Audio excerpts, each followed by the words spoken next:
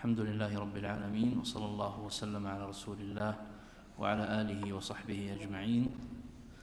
اللهم علمنا ما ينفعنا وانفعنا بما علمتنا وزدنا علما وعملا يا رب العالمين. اللهم فقهنا في الدين واجعلنا هداة مهتدين. تفضل يا شيخ. الحمد لله والصلاة والسلام على رسول الله. قال حدثنا أبو خيثمة قال حدثنا عبد الرحمن بن مهدي عن حماد بن زيد عن أيوب قال رجل لمطرف: أفضل من القرآن تريدون؟ قال: لا، ولكن نريد من هو أعلم بالقرآن منا. نعم، وهذا الأثر أيضا يدل على معنى سابق تقدمت الإشارة إليه، وهو الأخذ عن الأفضل في العلم. فإذا كان عندك في البلد عدد من العلماء، وكان أحد هؤلاء العلماء أفضل من غيره في بابه، في تفسير كتاب الله جل وعلا، أو في بيان سنة رسول الله صلى الله عليه وسلم، أو في الكلام على الفقه وأحاديث الأحكام ونحوها، فتعتني بالأخذ عن الأفضل، لأنه قال: ولكن نريد من هو أعلم بالقرآن منا. نعم. قال حدثنا أبو خيثمة قال حدثنا عبد الرحمن قال حدثنا أبو خلدة قال سمعت أبا العالية يقول: حدث القوم ما حملوا. قال: قلت: ما حملوا؟ قال: ما نشطوا. نعم، حدثنا أبو خلدة. أبو خلدة هو أبو العالية الذي تقدم الكلام عليه. أبو العالية يكنى بهذه الكنية، أبو خلدة. قال: سمعت أبا العالية يقول: حدث القوم ما حملوا. قال: قلت: ما حملوا؟ قال: ما نشطوا. وهنا إشارة إلى أن التحديث يكون على النشاط وعدم الإملال، ولأن النفس تمل ويعرض لها ما يعرض للنفس البشرية من حبها في أخذ شيء من النشاط أو أخذ شيء من التحرر من القيود ونحوها، فينبغي أن يعتنى بهذا الأمر، وأن يكون التحديث على عدم الإملال. نعم. قال حدثنا أبو خيثمة قال حدثنا عبد الرحمن عن شعبة عن أبي إسحاق قال: سمعت أبا الأحوص يقول: كان عبد الله يقول: لا تمل الناس. آسف، قبل قليل قلت أبو خلدة وأبو العالية، لا، هو الذي هو شيخ أبا العالية. نعم. الحديث الذي بعده قال: حدثنا أبو خيثمة حدثنا عبد الرحمن. عبد الرحمن هو عبد الرحمن بن مهدي عن شعبة بن من؟ أي اللي هو التابعي المشهور، عن أبي إسحاق، أبو إسحاق السبيعي، أيضا من كبار التابعين. قال: سمعت أبا الأحوص، وأبا الأحوص أيضا فقيه من كبار التابعين، يقول: كان عبد الله بن مسعود رضي الله عنه يقول: لا تمل الناس. وقد جاء في أصل هذا المعنى حديث النبي صلى الله عليه وسلم أنه كان يتخول أصحابه بالموعظة مخافة السآمة. نعم. أحسن الله إليكم. تفضل. قال حدثنا أبو خيثمة قال حدثنا عبد الرحمن قال حدثنا شريك عن سماك عن جابر بن سمرة رضي الله عنه قال: كنا إذا انتهينا إلى النبي صلى الله عليه وسلم جلس أحدنا حيث ينتهي. نعم. وهذا الأثر وما يليه من آثار أيضا فيه عدد من الإشارات إلى جملة من الآداب والتنبيهات لطالب العلم التي ينبغي أن يعتني بها.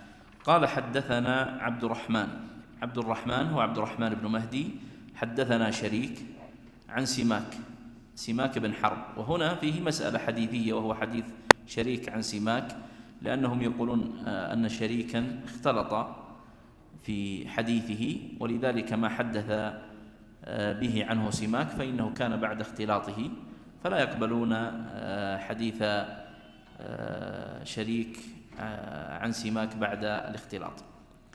قال: كنا إذا انتهينا إلى النبي صلى الله عليه وسلم جلس أحدنا حيث ينتهي. وهذا من آداب طالب العلم، وهو الجلوس حيث ينتهي به المجلس. وينبغي لطالب العلم ألا يحرص على التصدر ولا أن يكون في صدارة المجلس، إلا إذا كان قربه أنفع له من جهة السماع، فيكون يسمع أفضل من البعد، أو أنفع له من جهة الرؤية والنظر. وسيأتي أثر يدل على هذا المعنى، وهو أن الرؤية إلى المتحدث والنظر إليه تكون أنفع للسامع وأقوى في التثبت وفي عدم الملالة من حديث السامع. نعم. أحسن الله إليكم. قال حدثنا أبو خيثمة قال حدثنا عبد الرحمن عن سليمان بن المغيرة عن ثابت عن عمرو بن شعيب قال كان النبي صلى الله عليه وسلم يكره أن يوطأ عقبه ولكن عن يمين وشمال. نعم. قال حدثنا أبو خيثمة حدثنا عبد الرحمن بن مهدي كما سبق عن سليمان بن المغيرة عن ثابت عن عمرو بن شعيب قال كان النبي صلى الله عليه وسلم يكره أن يوطأ عقبه ولكن عن يمين وشمال. هذا الأثر يرويه عمرو بن شعيب ويرفعه إلى النبي صلى الله عليه وسلم، لكنه أسقط من؟ عمرو بن شعيب أسقط من؟ الرواية المشهورة عمرو بن شعيب عن أبيه عن جده هنا ليست موجودة، قال عن عمرو بن شعيب قال، فهنا سقط من؟ أبوه وجد على الخلاف في جده، فتكون هذه الرواية من قبيل المرسل، وهذا الحديث من المرسل اللي هو مرسل التابعي. ويستفاد منه أدب من الآداب، وهو أن طالب العلم ينبغي ألا يمشي خلف الشيخ أو العالم أو نحوه. لماذا؟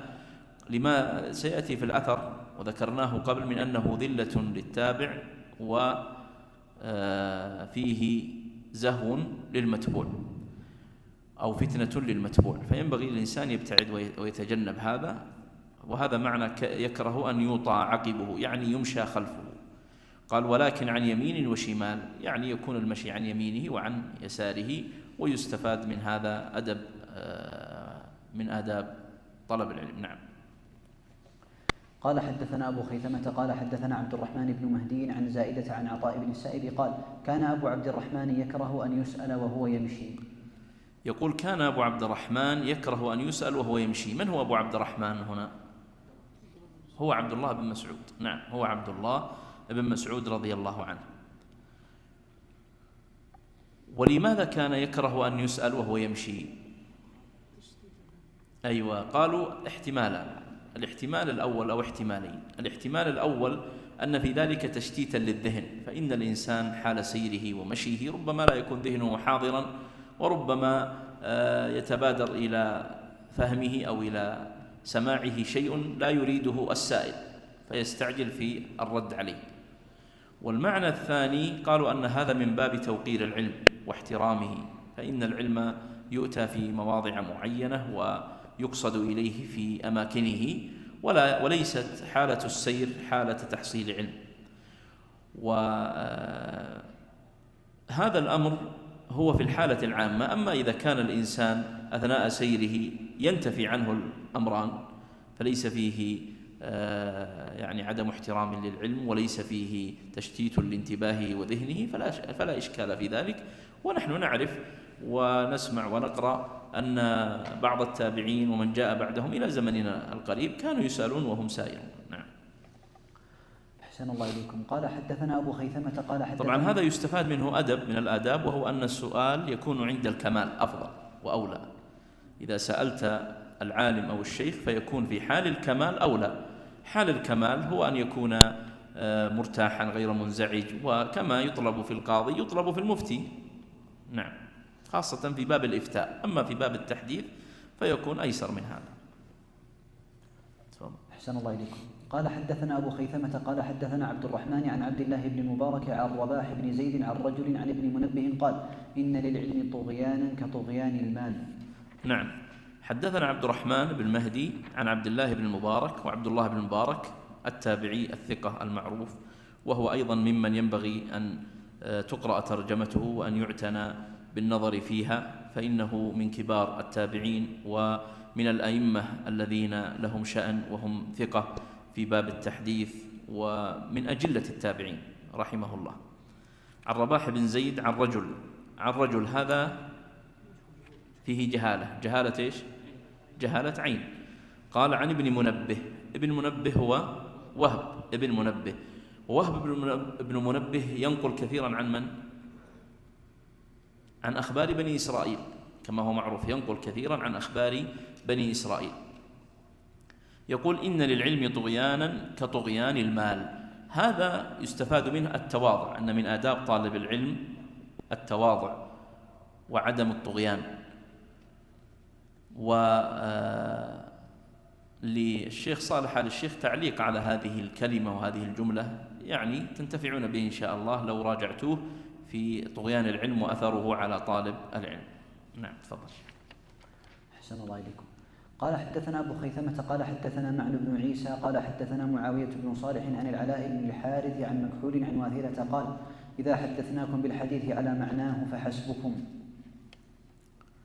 حدثنا معن بن عيسى حدثنا معاوية بن صالح عن العلاء بن الحارث عن مكحول الشامي عن واثلة. واثلة من؟ ابن الأسقع. واثلة ابن الأسقع معدود في الصحابة رضي الله عنهم. قال إذا حدثناكم بالحديث على معناه فحسبكم.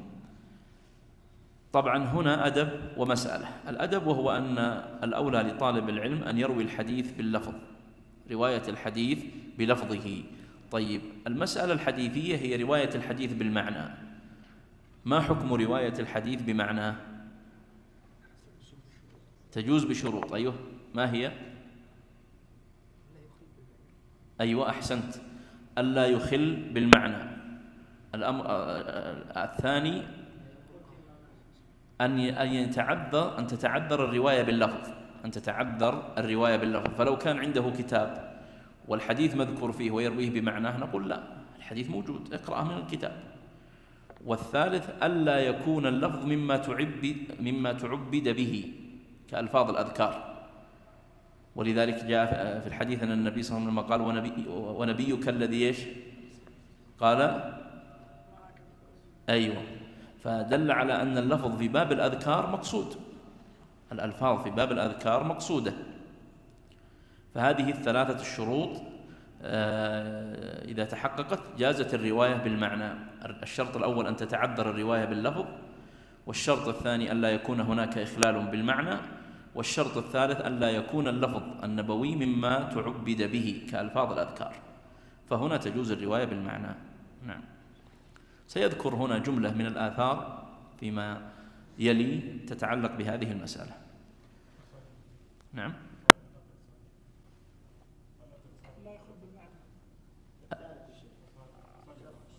الشرط الثالث، الشرط الأول أن تتعذر الرواية باللفظ، والشرط الثاني ألا يخل بالمعنى، والشرط الثالث ألا يكون اللفظ مما تعبد بمعنى أو به. نعم. أحسن الله إليكم. قال حدثنا أبو خيثمة قال حدثنا معن قال حدثنا معاوية بن صالح عن ربيعة بن يزيد عن أبي الدرداء قال كان إذا حدث بالحديث عن رسول الله صلى الله عليه وسلم قال اللهم إلا هكذا أوفك شكله. نعم. وهذا فيه أدب من الآداب، وهو الاحتياط والتحوط عند رواية الحديث. الاحتياط والتثبت عند رواية الحديث. يقول كان إذا حدث بالحديث عن رسول الله صلى الله عليه وسلم قال اللهم إلا هكذا أوفك شكله، يعني أنه يتثبت ويتحوط ويحتاط عند الرواية. نعم. قال حدثنا أبو خيثمة قال حدثنا معن قال حدثنا أبو أويس ابن عم مالك بن أنس قال سمعت الزهري يقول إذا أصبت المعنى فلا بأس. إذا أصبت المعنى فلا بأس، وهذا دليل على جواز الرواية بالمعنى. فهذه الآثار الثلاثة كلها في هذا السياق، في مسألة رواية الحديث بالمعنى. نعم. قال حدثنا أبو خيثمة قال حدثنا حجاج بن محمد عن ابن جريج قال أخبرني عطاء أنه سمع أبا هريرة والناس يسألونه يقول لولا آية أنزلت في سورة البقرة ما أخبرت بشيء، فلولا أنه قال إن الذين يكتمون ما أنزلنا من البينات والهدى من بعد ما بيناه للناس في الكتاب أولئك يلعنهم الله ويلعنهم اللاعنون. وهذا في مسألة تبليغ العلم والحذر من كتمانه، فينبغي على طالب العلم أن يحذر وأن يتنبه لعدم كتمان العلم. وسيورد المصنف حديثا آخر في هذا المعنى. نعم. قال حدثنا أبو خيثمة قال حدثنا ابن فضيل عن أبيه قال كنا نجلس أنا وابن شبرمة والحارث العكلي والمغيرة والقعقاع بن يزيد بالليل نتذاكر الفقه، فربما لم نقم حتى نسمع النداء بصلاة الفجر. وهذا فيه أيضا مسألتان. المسألة الأولى وتقدمت المذاكرة، أهمية المذاكرة لطالب العلم، والمسألة الثانية وأشرنا إليها أيضا السمر في طلب العلم، لأنه قال كنا نتذاكر الفقه فربما لم نقم حتى نسمع النداء بصلاة الفجر، فهم كانوا يتذاكرون العلم ويتدارسونه حتى الفجر، فيعني يجعلون ليلهم كله في طلب العلم وتحصيله. تفضل.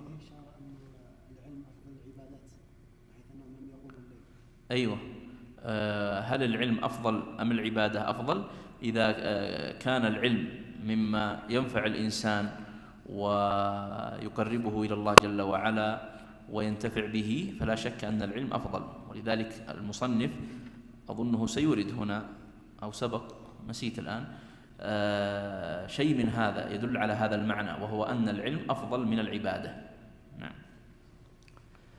طبعا هنا قال كنا نجلس أنا وابن شبرمة، هو عبد الله بن شبرمة والحارث العكلي والمغيرة بن مقسم الضبي والقعقاع بن يزيد.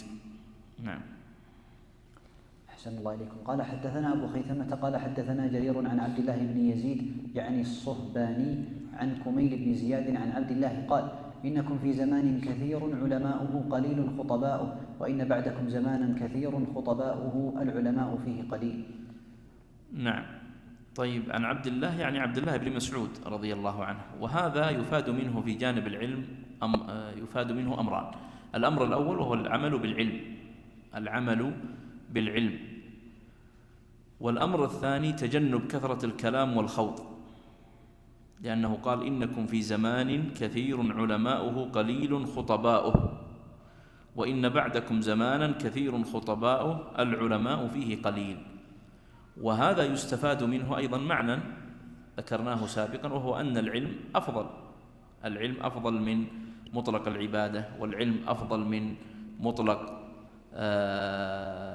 الدعوة، ولكن العلم الذي يكون سببا وموصلا، وليس العلم معناه أن يكون منكفئا على الذات، لا، لكن إذا كان الإنسان يريد أن يدعو فلا بد أن يدعو إلى الله على بصيرة، ولا يمكن تحصيل البصيرة إلا عن طريق العلم، وإذا أراد أن يعبد الله فلا يعبد الله إلا على بصيرة وعلى هدى، فلا يبالغ في ما ليس بحق، ولا يبتدع من عنده أمورا ليست في شرع الله جل وعلا، لأن من انطلق في العبادة وتمكن فيها وكان جاهلا في باب العلم ربما أفضت به عبادته إلى كثير من البدع والأخطاء، والواقع المشاهد يؤيد هذا. فالعلم هو سبب لتحصيل هذه الأمور، العلم سبب يدعوك إلى تحصيل العبادة، وسبب يدعوك إلى تحصيل الدعوة، وليس المقصود أن تتعلم لذات العلم فيكون الإنسان يتعلم ويدرس ويحفظ ويبقى منكفيا على نفسه، لا ينفع غيره ولا ينتفع به في دعوة ولا ينتفع به في أمر من شأن العام. نعم. قال حدثنا أبو خيثمة قال حدثنا عبد السلام بن حرب عن ليث عن مجاهد قال لا بأس بالسمر في الفقه. ليث ابن أبي سليم، نعم ابن أبي سليم، وحيثما ورد ليث بن أبي سليم فدائما العلماء يحكمون بالضعف، خاصة فيما هو مرفوع إلى النبي صلى الله عليه وسلم، لأنه ضعيف في باب الحديث، ولكن في باب الموقوفات والمقطوعات يكون الأمر أيسر من ذلك. نعم. أحسن الله إليكم. قال حدثنا أبو خيثمة قال حدثنا جرير عن الحسن بن عمرو عن إبراهيم النخعي قال من طلب شيئا من العلم يبتغي به الله عز وجل آتاه الله عز وجل منه ما يكفيه. وهذا فيه أدب، ونستطيع أن نقول بل هو شرط، وهو الإخلاص في طلب العلم. قال من طلب شيئا من العلم يبتغي به الله عز وجل، فلا بد لطالب العلم أن يكون مخلصا في طلبه، يبتغي وجه الله عز وجل والدار الآخرة. وأنتم تعرفون الآيات والوعيد الشديد في من كان يريد بعمله الدنيا، والإمام محمد بن عبد الوهاب رحمه الله بوب لذلك في كتاب التوحيد بابا خاصا لمن أراد بعمله الدنيا، من كان يريد الحياة الدنيا وزينتها نوفي إليهم أعمالهم فيها وهم فيها لا يبخسون، أولئك الذين ليس لهم في الآخرة إلا النار وحبط ما صنعوا فيها وباطل ما كانوا يعملون. وتعرفون خبر الثلاثة الذين هم من أول من تسعر بهم النار، ومنهم قارئ قرأ القرآن ليقال أنه قارئ وقد قيل في الدنيا. فهذا الباب هو دحض مزلة، وهو من أكثر ما يؤتى منه طلبة العلم، الإخلاص. لأن انتفاء الإخلاص أو ضعف الإخلاص يورث إشكالات كثيرة عند طالب العلم، يؤدي إلى الغرور وإلى الرياء وإلى العجب وإلى الزلل وإلى الغلط وإلى غيرها من الأمور التي قد يورثها هذا. الذي لا يخلص لله عز وجل قد يؤدي به إخلاصا أن يتجرأ في الفتوى فلا ينتبه لمسألة التثبت، قد يؤدي به إلى العجب والزهو والغرور، قد يؤدي به إلى الرياء وأن يحب أن يتصدر ونحوها من الأمور التي هي من الأعمال المفسدة للقلوب. نعم. أحسن الله إليكم. قال حدثنا أبو خيثمة قال حدثنا جرير عن أبي يزيد المرادي قال لما حضر عبيدة الموت دعا بكتبه. لما حضر عبيدة الموت دعا بكتبه فمحاها. عبيدة من هو؟ عبيد السلماني، وهذا أيضا مما أشير عليكم بأن تقيدوا اسمه وتراجعوا ترجمته، فهو من الأئمة الكبار وأجلة العلماء الذين ينتفع بما قالوه وما دونوه رحمهم الله. عبيدة السلماني قال لما حضر عبيدة الموت دعا بكتبه فمحاها. لماذا محى كتبه؟ أيوة، كأنه خشي الاغترار أو أن يحصل منه عجب أو أن ينقل عنه شيء أو نحوه، فهو أراد احتياطا وتثبتا لأمره ولشأنه. وعبيده السلماني هو يعني أستاذ، ولفظ أستاذ هذا ترى لفظ كبير، يعني هو أستاذ في باب الورع والزهد والتقوى والديانة، فلا يستغرب من مثله هذا. نعم. أحسن الله إليكم. قال حدثنا أبو خيثمة قال حدثنا جرير عن عبد الملك بن عمير عن ابن عبد الله قال عبد الله رحم الله من سمع منا حديثا فرواه كما سمعه فإنه رب محدث أو عام سامع.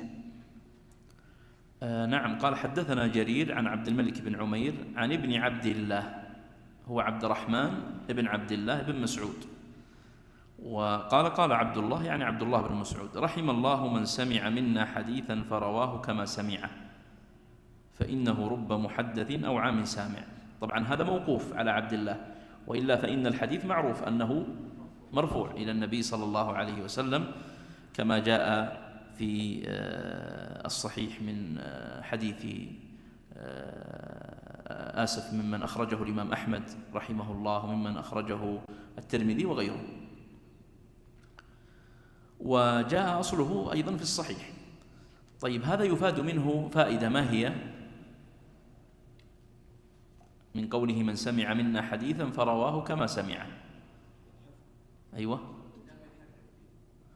أحسنت.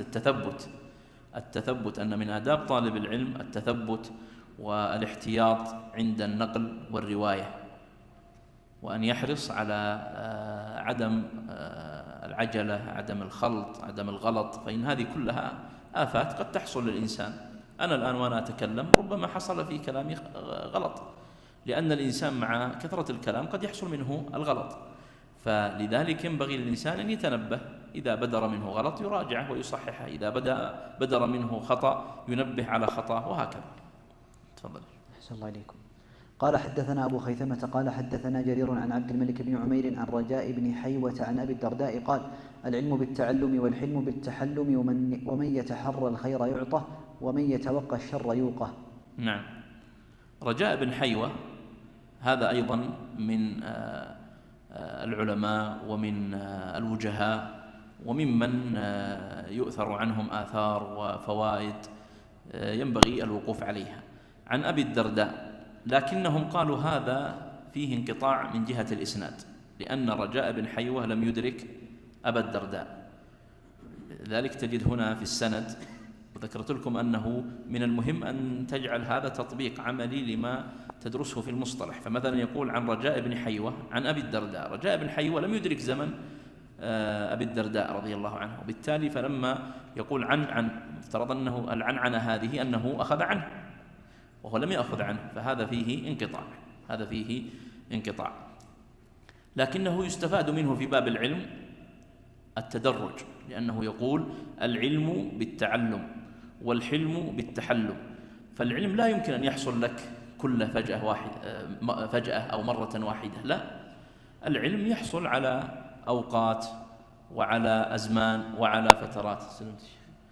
وعلى فترات، فينبغي للإنسان أن يأخذه على هذه. وقد نقلت لكم قبل قليل كلام ابن عبد البر في جامع بيان العلم وفضله، أن العلم درجات ورتب ومناقل. يقول درجات ورتب ومناقل، من تجاوزها عامدا ضل، ومن تجاوزها جاهلا زل. فلذلك ينبغي على الإنسان أن يأخذ. لما سألوا أحد العلماء قالوا كيف أخذت هذا العلم؟ قال أيوة بالأيام. قال بالأيام. ما معنى بالأيام؟ يعني أنه بالتدرج.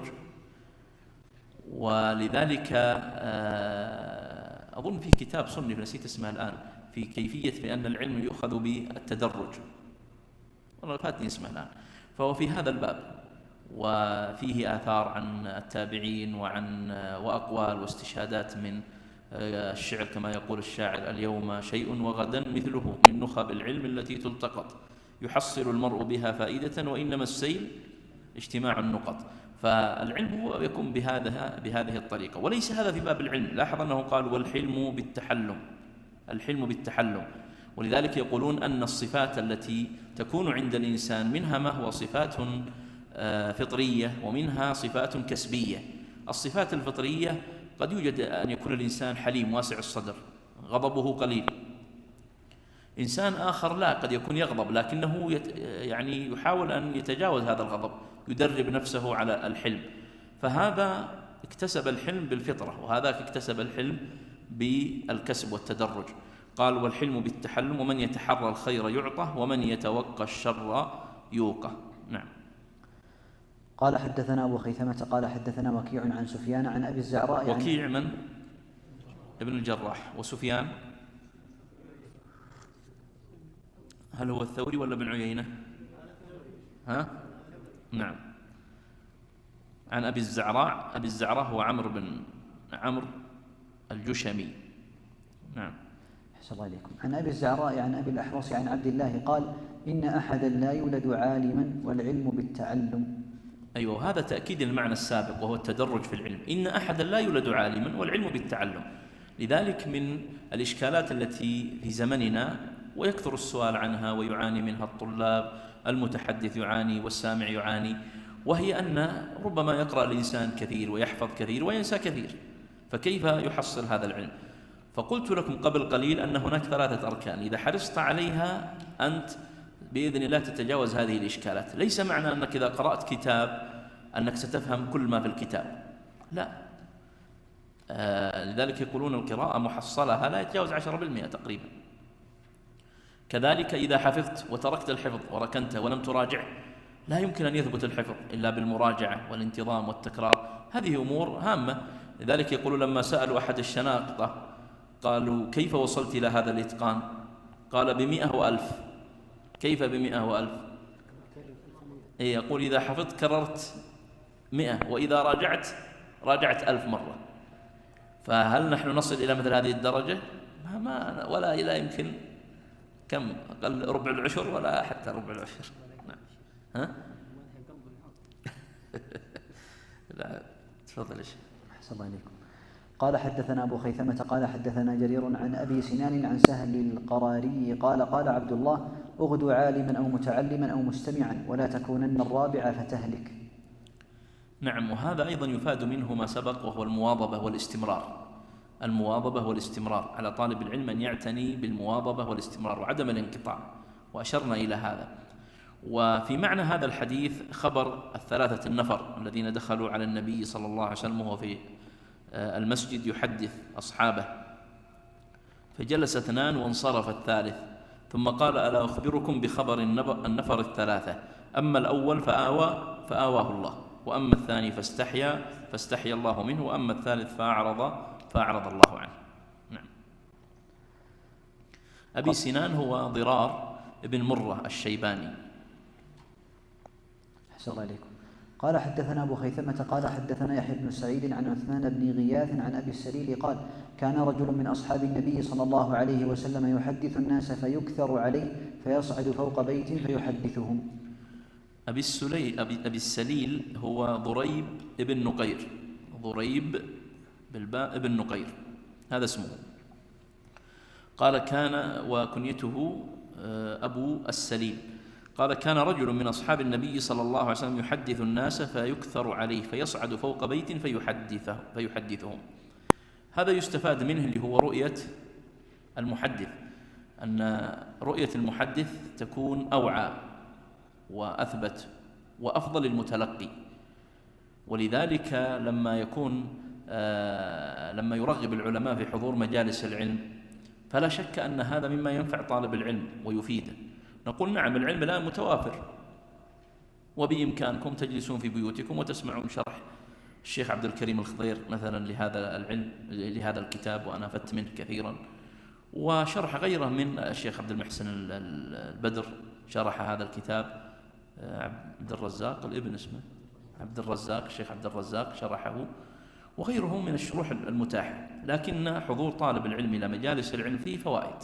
أولا أنه بإذن الله عز وجل يكون فيه فائدة للمجموع وتنشيط للمجموع، فإذا حضر مثل هؤلاء الطلاب كان فيه فائدة لبقية الطلبة ونشاط لهم في حضور الدروس، وكذلك للمحدث أو الشيخ. والأمر الثاني أن فيه إذا فيه استشكال في الوقت نفسه أو فيه سؤال يثيره الإنسان مباشرة. والأمر الثالث أن فيه حضور مجلس من مجالس العلم في مسجد من بيوت الله، ولا شك أن من جلس في بيت من بيوت الله كان له أجر، انتظاره للصلاة بأجره وجلوسه في حلقة العلم بأجره، وهذه كلها أجور مضاعفة بإذن الله عز وجل. نعم.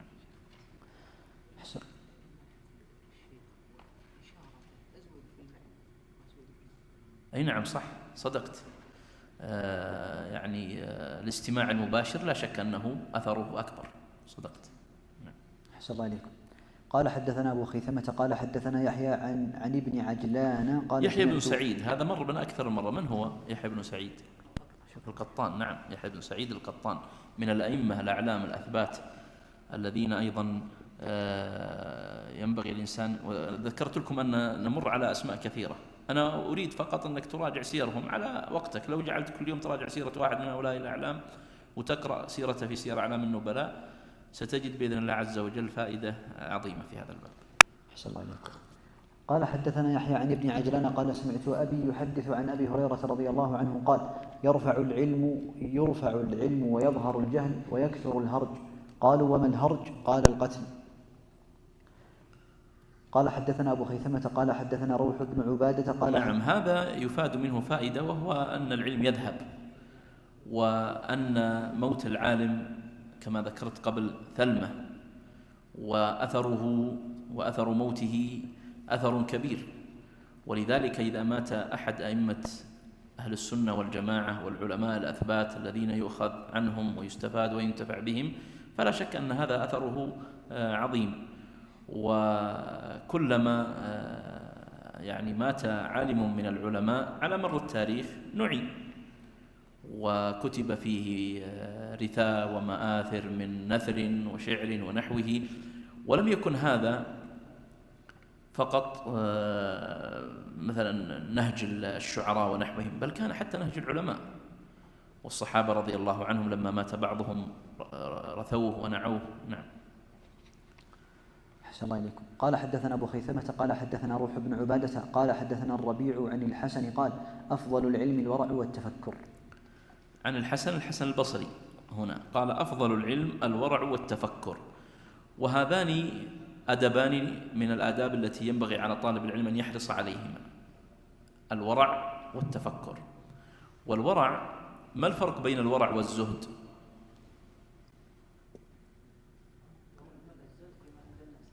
أيوة جميل. والورع أن يتقي الشيء، يعني مثل الظهور، أيوة مثل الغرور والإعجاب بالنفس. أحسنت. تفضل شيء. الورع شيخ ترك ما لا، والزهد ترك ما لا يرجع في الدنيا. نعم أحسنت. ولذلك يقولون الزهد هو ابتداء، يعني أن تزهد في أمر الدنيا، فلا تسعى لتحصيل منصب ولا لتحصيل مال ولا لضرب في الأسواق ولا لنحوه. والورع هو أن يحصل لك هذا لكنك تكون متورعا فيه، تكون متورعا فيه. ولذلك قالوا هو ترك ما لا ينفع في الآخرة. قد تكون صاحب مال ورثته من أبيك مثلا، ولكنك تتورع في هذا المال، فلا تصرفه في حرام ولا تنفق منه في حرام، وتتحرى وجوه الحلال فيه. ولا يعني هذا أنك زاهد.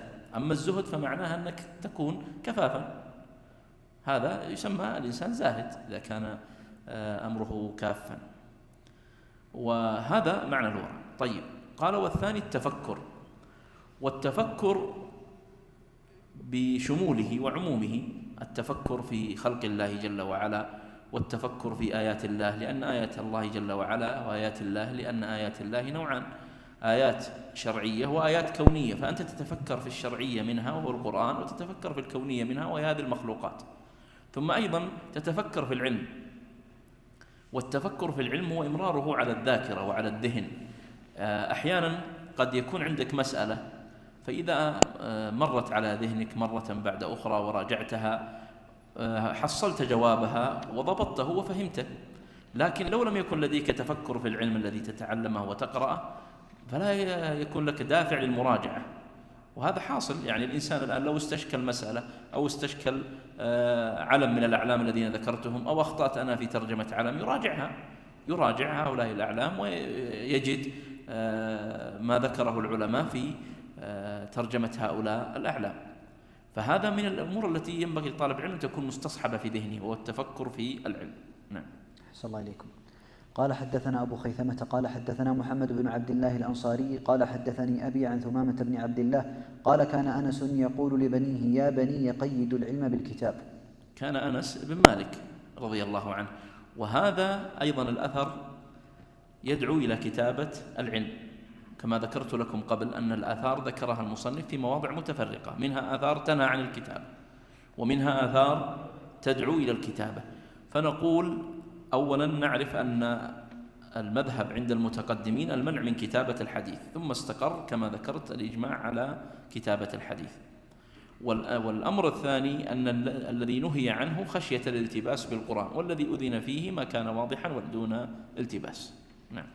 قال حدثنا أبو خيثمة قال حدثنا وكيع عن هشام بن عروة عن أبيه عن عبد الله بن عمرو قال: قال رسول الله صلى الله عليه وسلم: إن الله لا يقبض العلم انتزاعا ينتزعه من الناس، ولكن يقبض العلم بقبض العلماء، حتى إذا لم يبق عالما اتخذ الناس رؤوسا جهالا فسئلوا فأفتوا بغير علم فضلوا وأضلوا. وهذا أصله في الصحيح، في الصحيحين ثابت. نعم.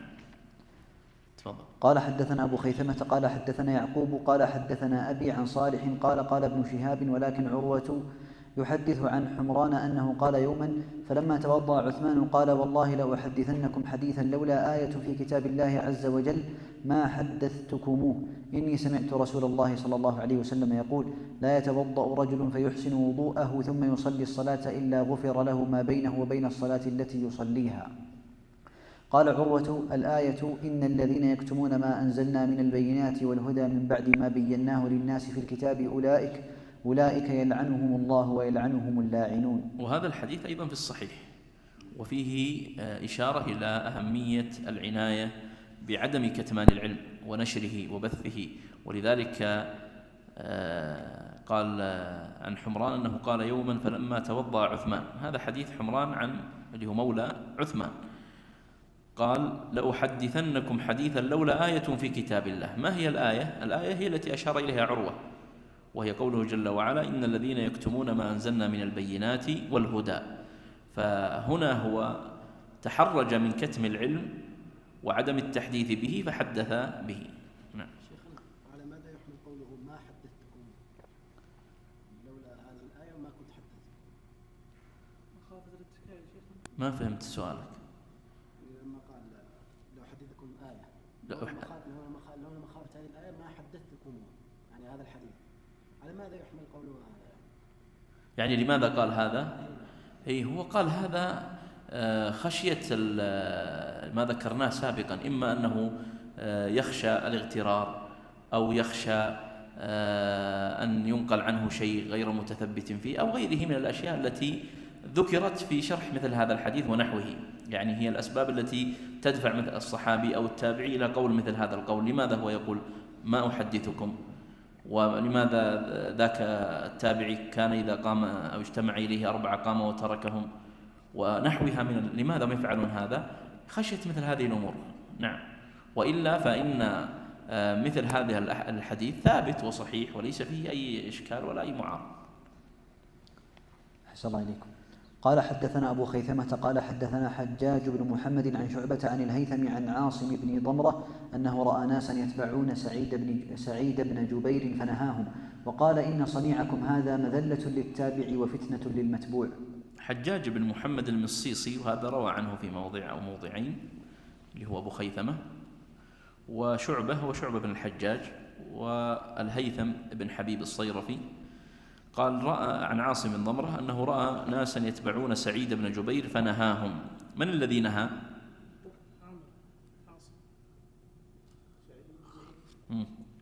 الظاهر أن الذي نهى هو سعيد بن جبير، أن سعيد بن جبير هو الذي نهاهم، وقال إن صنيعكم هذا مذلة للتابع وفتنة للمتبوع.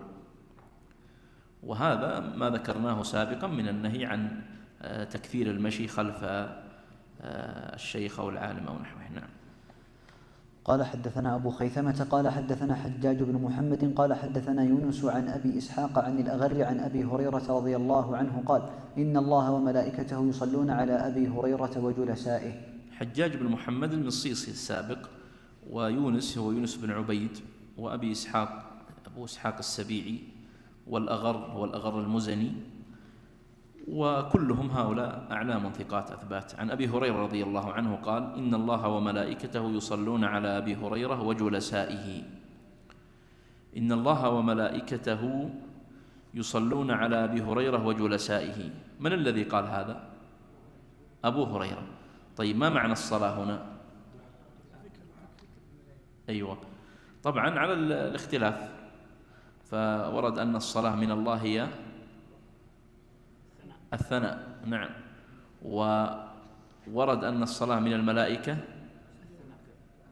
الدعاء، ولذلك إما أن يكون المعنى أن الله جل وعلا يثني عليهم ويحب فعلهم، أو يكون المعنى أن الله جل وعلا يثني عليهم والملائكة تدعو لهم. وهنا مسألة يثيرها العلماء، وهي ما حكم الصلاة منفردة على غير رسول الله صلى الله عليه وسلم. يعني نحن نقول اللهم صل على محمد وعلى آل محمد، فاقتران الآل بالصلاة على النبي صلى الله عليه وسلم لا إشكال فيه، لأنه ثابت في حديث رسول الله صلى الله عليه وسلم. لكن ما حكم أنك تقول اللهم صل على فلان، على باسل مثلا؟ نعم. نعم، بعض العلماء أجازها، قالوا لأن الصلاة في اللغة هي بمعنى الدعاء، والنبي صلى الله عليه وسلم صلى على أناس بمفردهم وهم من الصحابة لما أتوه بزكاتهم قال اللهم صل على آل ابن أبي أوفى. وبعض العلماء قال لا بد أن تكون مقترنة بالصلاة على النبي صلى الله عليه وسلم. نعم. أحسن الله إليكم. تفضل.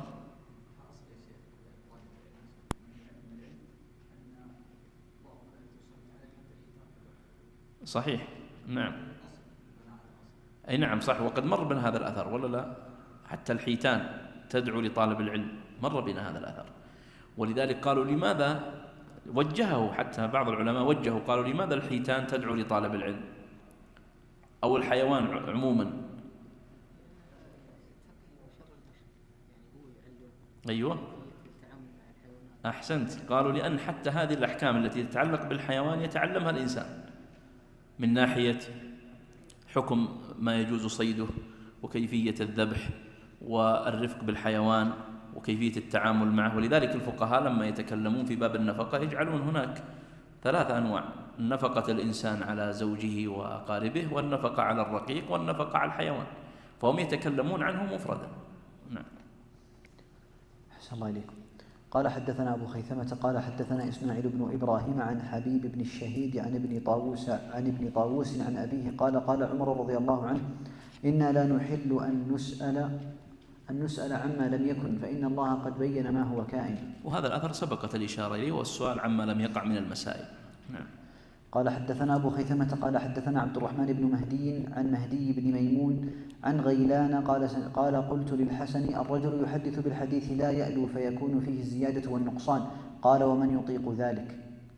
نعم. وهذا في ماذا؟ في مسألة أيضا تقدمت، هي إيش؟ والرواية بالمعنى. الرواية بالمعنى. نعم.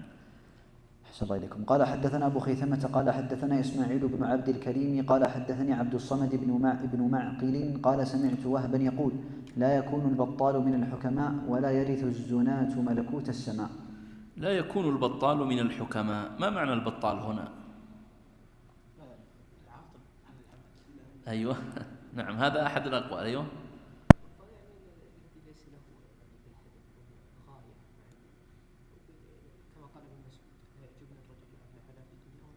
أحسنت. هذا أحد المعاني، هو العاطل الذي ليس له هدف وليس له مقصد وليس له اهتمام. في معنى آخر وجدته عند بعض الشراح وهو غريب، قالوا أن البطال هنا يقصد به الساحر. لا يكون البطال من الحكماء، يعني لا يكون الساحر من الحكماء. طيب من فين جابوا البطال أنه يطلق على الساحر؟ سورة البقرة أنها لا تستطيعها البطلة. نعم، قالوا معنى البطلة يعني السحرة. إذا كان المعنى هذا الثاني المقصود فيكون يعني إيراده أو إيراد الجزء هذا منه يعني يشار به إلى أن طالب العلم قد ترد عليه علوم ومعارف، فينبغي أن يركز ويأخذ العلم عن الثقات ويأخذ من العلوم النافع. ولذلك بعض طلبة العلم قد يدخلون في مسالك من العلوم توصلهم إلى معارف غير شرعية، سواء في الدخول في علوم النجوم وما يسمى بالطلسمات وغيرها من المعارف التي ليست مما ينبغي أن يصرف طالب العلم وقته وجهده إليه، إذا صح هذا المعنى الثاني. نعم. أحسن الله إليكم. قال حدثنا أبو خيثمة قال حدثنا إسماعيل بن عبد الكريم قال حدثنا عبد الصمد يعني بن معقل قال قدم عكرمة الجند فأهدى له طاووس نجيبا ب60 دينارا، فقيل لطاووس ما يصنع هذا العبد بنجيب ب60 دينارا؟ قال أتروني لا أشتري علم ابن عباس لعبد الله بن طاووس ب60 دينارا؟ قال حدثنا عبد الصمد يعني بن معقل، وهو فسره وبينه. قال قدم عكرمة الجند. ما المقصود بالجند؟ أيوة، بلد مشهور في اليمن، بلد مشهور باليمن انتسب إليه جملة من المحدثين، الجند. فأهدى له طاووس نجيبا، والنجيب هو الجيد من الإبل. أهدى له نجيبا يعني إبلا جيدة ب60 دينارا، فقيل لطاووس ما يصنع هذا العبد بنجيب ب60 دينارا؟ يروون في هذا المعنى أثرا عن أظنه عبد الملك بن مروان أو غيره أو هارون، نسيت الآن، أنه جاءه أحد التابعين قال من يسود الناس بمكة؟ قال من؟ عكرمة. قال ومن يسود الناس بالشام؟ قال ومن يسودهم؟ قال مجاهد. قال صار الأسياد من الموالي. فبماذا رد عليه التابعي؟ قال إن هذا العلم دين، من حفظه ساد ومن تركه ضيع. وهذه عبارة عظيمة، إن هذا العلم دين، من حفظه ساد ومن تركه ضيع. فالعلم هنا ليس مقصورا على أحد، من اعتنى بالعلم وضبطه وحفظه وأتقنه ساد، أيا كان لونه وأيا كان بلده وأيا كان جنسه. ولذلك ورد أن العلم أقسام، والله هو القاسم، والناس لهم حظ من هذا العلم، فمنهم من يكون قسمه كبير ومنهم من يكون قسمه أقل ومنهم من يكون حظه أقل، وهكذا. نعم، تفضل. أحسن الله إليكم. قال حدثنا أبو خيثمة قال حدثنا عبد الرحمن عن سفيان عن نسير يعني ابن ذعلوق قال كان الربيع بن خثيم إذا أتوه قال أعوذ بالله من شركم.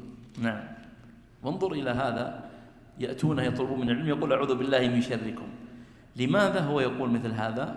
لما ذكرناه سابقا، يخشى أن يغتر بتحديثه له، يخشى من العجب، يخشى من الغلط، يخشى من كذا. وإلا والربيع بن خثيم مشهور في باب إيش؟ الوعظ والعبادة. نعم أحسنت، في باب الوعظ والعبادة. وترجمته أيضا من التراجم التي ينبغي على الإنسان يقف عليها وينظر فيها ويتأملها. تفضل. قال حدثنا أبو خيثمة قال حدثنا وكيع عن سفيان عن أبي حسين عن أبي عبد الرحمن أن علي رضي الله عنه مر بقاص فقال: أتعرف الناسخ من المنسوخ؟ قال: لا. قال: هلكت وأهلكت. وهنا مسألة مهمة لطالب العلم، وهو أن يعرف الناسخ من المنسوخ، وأن يعرف دلالات الألفاظ ومقاصدها وأنواعها حتى لا يقع في الزلل والخلل. طبعا ربما نقول الناسخ والمنسوخ الآن قد انضبط، يعني لما يقول الله جل وعلا: والذين يتوفون منكم ويذرون أزواجا وصية لأزواجهم متاعا إلى الحول غير إخراج. في الآية الأخرى: يتربصن بأنفسهن 4 أشهر وعشرة. طيب، هنا العلماء قالوا آية يتربصن بأنفسهن ناسخة لآية متاعا إلى الحول غير إخراج، فالمرأة تعتد 4 أشهر وعشرة ولا تعتد الحول. وذهب بعض العلماء إلى عدم النسخ، فقالوا هذا على سبيل الوجوب 4 أشهر وعشرة، وذاك على سبيل الاستحباب. لكن جمهور الفقهاء على أن الآية هنا منسوخة، على أن الآية منسوخة. فإذا قرأها الإنسان فلا بد أن يدرك أن هذه الآية منسوخة وأن الناسخ لها هو كذا. لما يأتي حديث النبي صلى الله عليه وسلم ويقول: إني نهيتكم عن زيارة القبور فزوروها. طيب، وفي حديث آخر قال: نهى رسول الله صلى الله أو لعن رسول الله صلى الله عليه وسلم زائرات القبور، في لفظ زوارات القبور، إني نهيتكم عن زيارة القبور فزوروها. طيب، هنا آثار وأحاديث لابد أن تجمع بينها. إذا لابد أن تعرف باب النسخ، ولابد أن تعرف العام والخاص والمطلق والمقيد والمجمل والمبين والمنطوق والمفهوم. هذه المسائل مهمة لطالب العلم حتى لا يقع لديه لبس وإشكال، لأن هناك عمومات إذا قلت بها دون النظر في المخصص أخطأت، وربما وقعت في شذوذ، وربما خالفت الإجماع. فلا بد أن ينتبه الإنسان لمثل هذه المسائل. نعم، كحديث مثلا أنه في السماء وفيما سقت السماء العشر مطلقا، ليس فيما دون 5 أوسق صدقة. فلا بد أن تحمل هذا مع هذا، تعرف أن هذا يقيده هذا أو يخصص. أحسن الله إليكم. قال حدثنا أبو خيثمة قال حدثنا قبيصة بن عقبة قال سفيان بن سعيد حدثنا عن أبي حصين قال: أتيت إبراهيم أسأله عن مسألة فقال: ما كان بيني وبينك أحد تسأله غيري. إبراهيم النخعي، فهو يقول: لم تجد أحدا تسأله حتى تأتيني تسألني. وهذا من تدافع الفتوى، وهذا كان معروف عن الصحابة رضي الله عنهم وعن التابعين، يتدافعون الفتوى ولا يتسابقون إليها. نعم. قال حدثنا أبو خيثمة قال حدثنا يزيد بن هارون قال أخبرنا المسعودي عن القاسم بن عبد الرحمن قال عبد الله: إني لأحسب الرجل ينسى العلم كان يعلمه بالخطيئة يعملها. أيوة، وهذا حقيقة أثر مهم، ولنا طلبة العلم أيضا أهم، وهو البعد عن المعاصي والذنوب. وليس أحد يسلم، فإن الإنسان تعرض له الذنوب والمعاصي، وربما وقع فيها، وربما تكررت منه أكثر من مرة. لكن ينبغي للإنسان أن يتعاهد نفسه في هذا الباب، وأن يبتعد عنها، وأن يحرص على كثرة الاستغفار والتوبة والإنابة إلى الله عز وجل. فإن الإنسان قد يحصل العلم ثم يذهب عنه هذا العلم بسبب ذنب أو معصية. ولذلك مما ينبغي على الإنسان أن يتنبه له هذا الباب، وهو حقيقة باب يعني نستطيع أن نقول أنه في زمننا هذا أصبح بابا صعبا وعسرا، لأن المعاصي والذنوب صارت تعرض علينا في الصباح وفي المساء عبر هذه الشاشات وعبر هذه المجالس وفي كثير من المواقع. فكيف يفعل الإنسان مع مثل هذا الضخ الهائل؟ نقول ينبغي على الإنسان أن ينأى إذا رأى أن هناك موضعا يكثر فيه مثل هذا الغلط والخلل والزلل، فلا يغشاه، لأن بعض الناس ربما كان عنده في البداية تورع، ثم ما المرة بعد المرة بعد المرة حتى ما عاد أصبح يتورع عن شيء. يعني هناك مجالس تكون الشاشات فيها يعرض فيها ما يعرض من نساء متبرجات، من موسيقى، من غيرها، ولا يجد الإنسان في قلبه استنكار، وهذا حقيقة من الإشكالات التي هي في زمننا هذا. ولا شك أن أثر الذنوب هذه والمعاصي يؤثر على تحصيل طالب العلم، ويؤثر على عبادته، ويؤثر على علمه، ويؤثر على دعوته، ويؤثر على قلبه، وربما نسأل الله السلامة ربما انحرف. ولا بد الإنسان يتنبه أيضا إلى مسألة الثبات، وأنه عزيز، وأن يسأل الله التمسك، أن يمسكنا بكتابه وبسنة رسوله، وأن يثبتنا على دينه، وأن يجنبنا الفتن، وأن يبعدنا عنها. قد لا نستطيع البعد عنها، لكن نتحوط في أمرها، ولا تصبح الفتن ولا تصبح المعاصي والفتن والذنوب هذه أمرا سائغا اعتدنا عليه وخلاص. لا، ينبغي أن يكون المنكر منكرا ويبقى منكرا. نعم. أحسن الله إليكم. قال حدثنا أبو خيثمة قال حدثنا محمد بن عبد الله الأنصاري قال حدثنا محمد بن عمرو بن علقمة قال حدثنا أبو سلمة عن ابن عباس قال وجدت عامة علم رسول الله صلى الله عليه وسلم عند هذا الحي من الأنصار، إن كنت لأقيل بباب أحدهم ولو شئت أن يؤذن لي عليه لأذن، ولكن أبتغي بذلك طيب نفسي. هذا من الآداب، وهم يسمون استعطاف الطالب للشيخ واستجلاب علمه. ولا شك أن مثل هذا الفعل من ابن عباس رضي الله عنه، أنه كان يبقى بباب العالم حتى ينتفع بعلمه ولا يتضجر من بقائه. وهذا أيضا يستفاد منه الصبر وعدم الإضجار، ففيه فوائد كثيرة: استجلاب عطف الشيخ وعدم إضجاره والصبر والتحمل، لأن العلماء يختلفون، والمحدثون يختلفون، والمدرسون يختلفون. أنت في المدرسة نفسها يأتيك أستاذ يكون حسن الخلق ومفيد لك، ويأتيك أستاذ ربما كان في نفسه شدة وفي تعامله عسر، والناس يختلفون، فهم مشارب ومآرب. نعم. قال حدثنا أبو خيثمة قال حدثنا محمد بن عبد الله قال حدثنا ابن عمرو قال كان القاسم بن محمد وابن سيرين ورجاء بن حيوة يحدثون الحديث على حروفه، وكان الحسن وإبراهيم والشعبي يحدثون بالمعاني. وهذا في المسألة السابقة، وهي الرواية بالمعنى والرواية باللفظ. فتجد هنا أنه أراد أن يبين لك أن هذا أمر يجوز. الرواية بالمعنى وجدت من علماء أثبات وتابعين ثقات، والرواية باللفظ هي الأحوط والأثبت. نعم.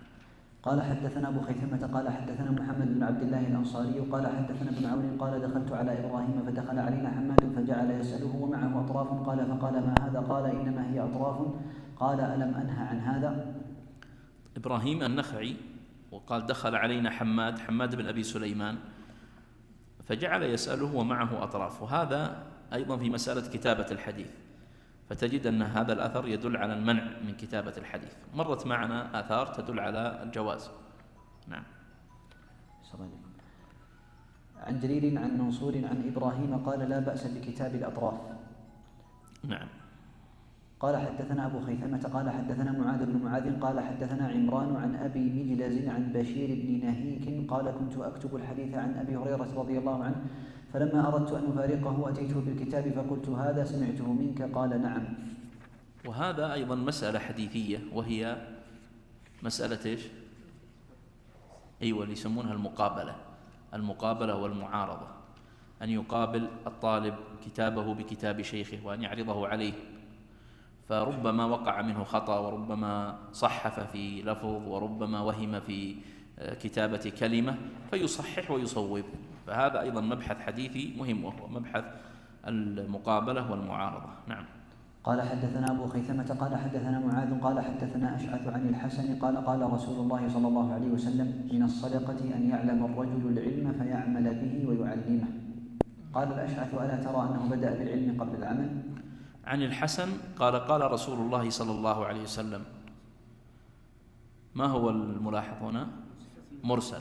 نعم، هذا مرسل، وهو من مراسيل الحسن، والحسن هو الحسن البصري، وما درجتها مراسيل الحسن البصري؟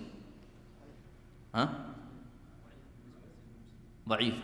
نعم، هي من المراسيل التي فيها ضعف، مراسيل الحسن البصري، ليست كمراسيل سعيد المسيب. مراسيل سعيد المسيب قوية، مراسيل الحسن البصري يجعلونها في مرتبة متوسطة، وأدنى منها مراسيل من دونه من التابعين، لأنه كلما ارتفعت أو كلما كانت وفاة التابعي متقدمة كانت مراسيله أثبت وأقوى، كلما تأخرت وفاته كانت مراسيله أضعف. نعم. قال حدثنا أبو خيثمة قال حدثنا إسماعيل بن إبراهيم عن أيوب قال سمعت القاسم بن محمد يقول إنكم تسألون عما لا نعلم والله لو علمناه ما كتبناه ولا استحللنا كتمانه. القاسم بن محمد هو أحد الفقهاء السبعة، أحد الفقهاء السبعة الذين كان يؤخذ عنهم العلم بالمدينة. وهنا أيضا أن الإنسان إذا سئل عن شيء لا يعلمه فلا ريب عليه أن يعتذر عن بيانه، فإن الإنسان إذا لم يعلم الشيء يجيب بأنه لا يعلم. وأيضا فيه ملحظ مهم، وهو أن الإنسان إذا كان عنده العلم فلا يكتمه، فأيضا يوازن الإنسان بين هذه الأمور، لأنه ليس بينها تعارض أصلا.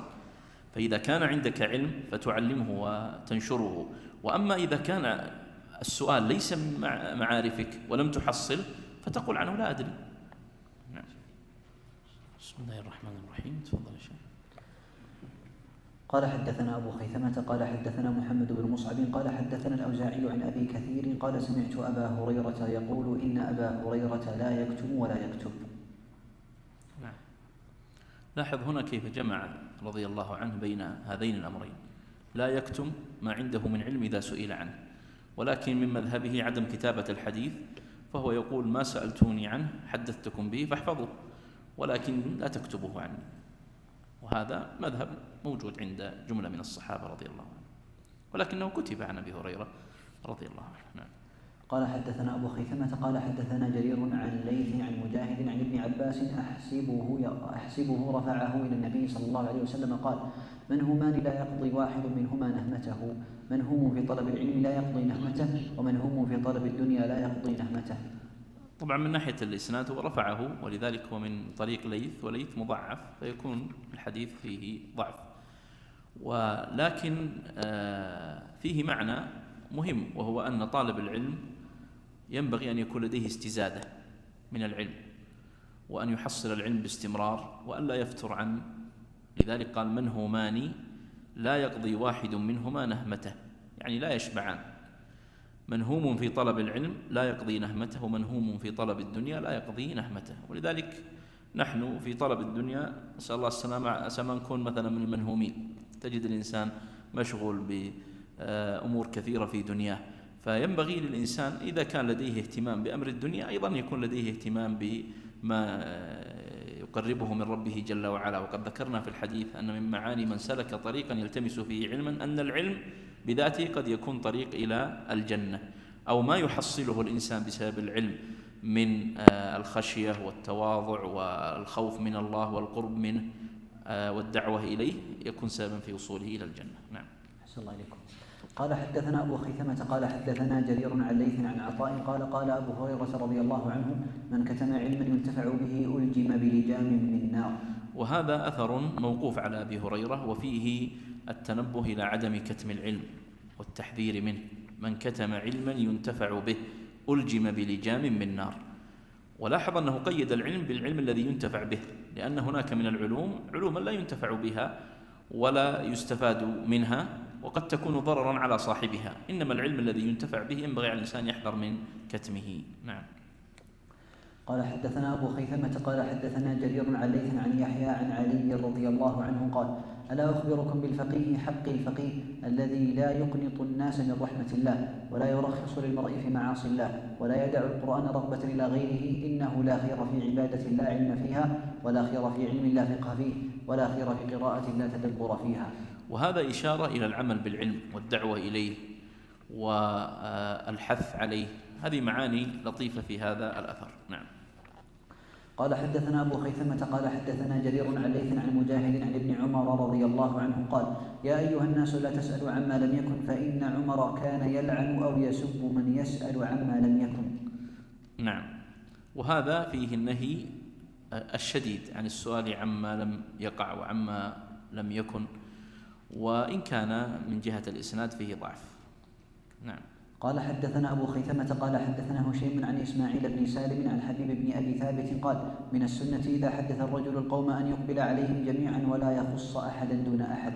وهذا فيه من الفوائد العلمية الإقبال على المتعلم والانصراف إليه، وأن الإنسان إذا كان يعلم أو يدرس فيقبل على المتعلمين وينصرف إليهم ولا يكون منشغلا عنهم. تجد من الناس حتى في أثناء تدريسه مثلا في مدارس أو في جامعة أو في غيره يكون مشغول، يبقى مثلا وقت يسولف على الطلاب ووقت يكون على الجوال ووقت.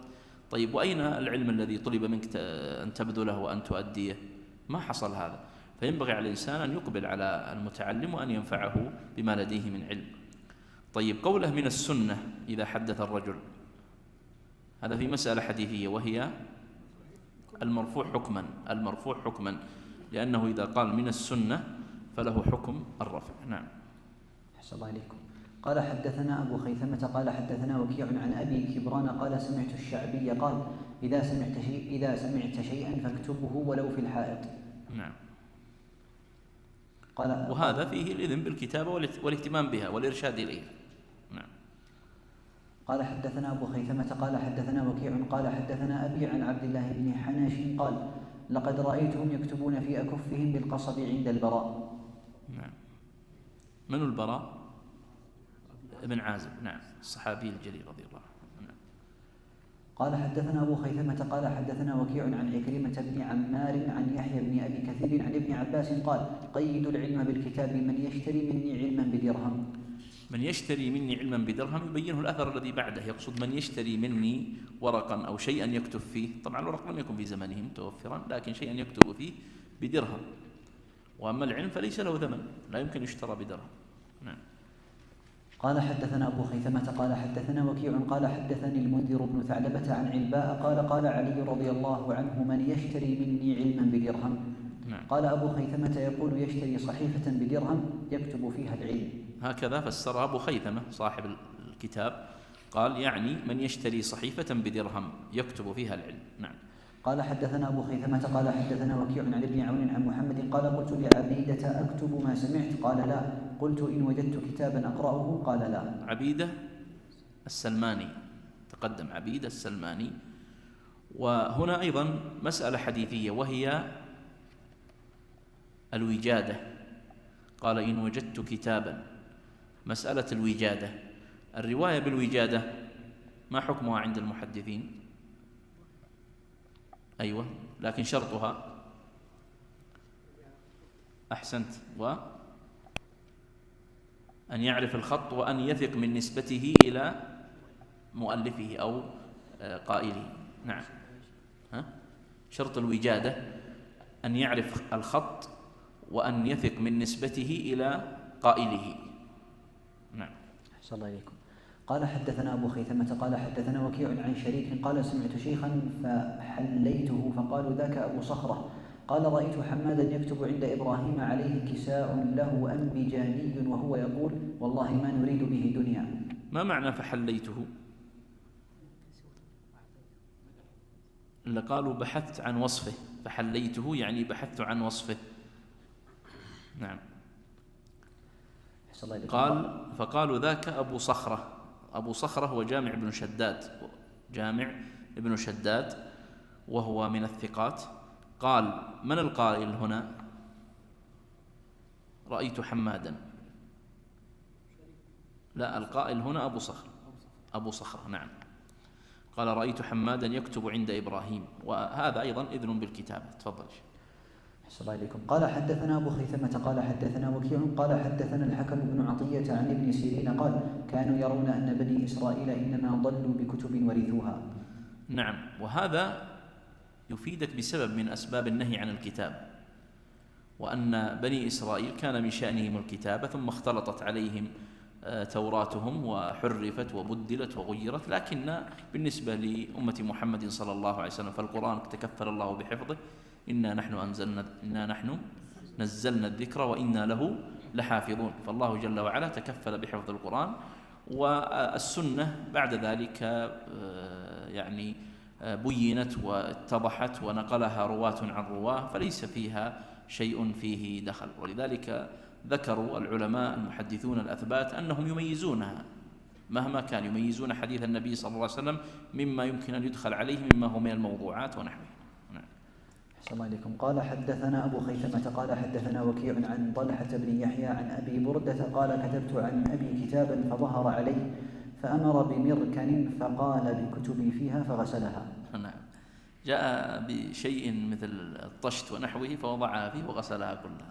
نعم. قال حدثنا أبو خيثمة قال حدثنا وكيع عن عمران بن حدير عن أبي مجلز عن بشير بن نهيك قال كتبت عن أبي هريرة رضي الله عنه كتابا فلما أردت أفارقه قلت يا أبا هريرة إني كتبت عنك كتابا فأرويه عنك قال نعم ارويه عني. وهذا أيضا إذن من أبي هريرة رضي الله عنه على خلاف الأثر السابق، ولذلك لابد كما ذكرت أن تنتبه لهذه الآثار، والمصنف رحمه الله فرقها لم يجعلها في موضع واحد، ولعل هذا منه قصدا وعمدا لينبه أن هذه الآثار لابد أن تأخذها بمجموعها وشمولها ولا تنظر إلى واحد منها على حدة. السلام عليكم. قال حدثنا أبو خيثمة قال حدثنا جرير عن مغيرة عن إبراهيم قال عبد الله إنكم لن تزالوا بخير ما دام العلم في ذوي أسنانكم، فإذا كان العلم في الشباب أنفذ السن أن يتعلم من الشباب. نعم. وهذا فيه يعني أدب من الآداب، وهو أن يؤخذ العلم عن الكبار، عن كبار السن، ولأنهم قد مرت بهم سنون ودرسوا العلم وأخذوه وتثبتوا فيه وعرفوا ما لم يعرفه أحداث الأسنان، وهذا ينبغي التنبه له. نعم. قال حدثنا أبو خيثمة قال حدثنا الفضل بن دكين قال حدثنا الأعمش عن إبراهيم عن علقمة قال ما سمعته وأنا شاب فكأني أنظر إليه في قرطاس أو ورقة. وهذا أيضا إشارة إلى أهمية التعلم في الصغر، فإنما يحفظه الإنسان ويضبطه في صغره يثبت. نعم. قال حدثنا أبو خيثمة قال حدثنا عبد الرحمن بن مهدي عن عبد العزيز بن أبي رواد عن عبد الله بن عبيد قال العلم ضالة المؤمن كلما أصاب منه شيئا حواه وابتغى ضالة أخرى. العلم ضالة المؤمن يعني أن المسلم ينبغي أن يكون العلم هو مبتغاه ومقصده، فإذا وصل إليه فقد وجد الضالة التي كأنه يبحث عنها، كما يقال الضالة هي الشيء الذي ضل عن الإنسان ويريد أن يحصل عليه، فالعلم هو بهذه المثابة، ينبغي أن يكون عندك بهذه المثابة وبهذا القدر وبهذه المنزلة. أحسن الله عليكم. قال حدثنا أبو خيثمة قال حدثنا جرير عن منصور عن إبراهيم قال كانوا يكرهون أن توطأ أعقابهم. هذا سبق. منصور من هو منصور؟ ابن المعتمر. نعم. وإبراهيم النخعي. نعم. قال حدثنا أبو خيثمة قال حدثنا جرير عن منصور عن إبراهيم قال كانوا يجلسون ويتذاكرون العلم والخير ثم يتفرقون لا يستغفر بعضهم لبعض ولا يقول يا فلان ادعو لي. أيوة، هذا في هذا المعنى يمكن يكون أول ورود له. ما مقصود هذا الأثر؟ يقول كانوا يجلسون يتذاكرون العلم والخير ثم يتفرقون لا يستغفر بعضهم لبعض ولا يقول يا فلان ادعو لي.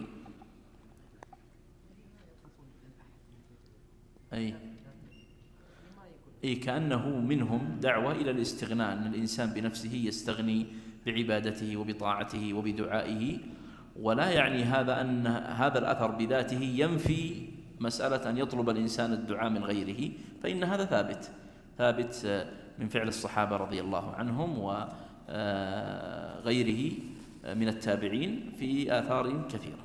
نعم. قال حدثنا أبو خيثمة قال حدثنا عبد الرحمن. ممكن شيء برضه هذا الكلام شيخ إن يستغنون يعني إن في حديث النبي صلى الله عليه وسلم غنية لا قوم لا يشرع بهم حديثهم أو قوم مغفور لهم. ممكن قد يرد. نعم، قد يرد مثل هذا المعنى أنهم يستغنون مثلا بما ورد في الآثار من حضور الملائكة واستغفارهم ودعائهم، قد يكون هذا المعنى مقصود. نعم. أحسن الله عليكم. قال حدثنا أبو خيثمة قال حدثنا عبد الرحمن عن سفيان عن منصور عن إبراهيم قال كانوا يكرهون الكتاب. نعم. قال حدثنا أبو خيثمة قال حدثنا جرير عن منصور عن إبراهيم قال لا بأس بكتاب الأطراف.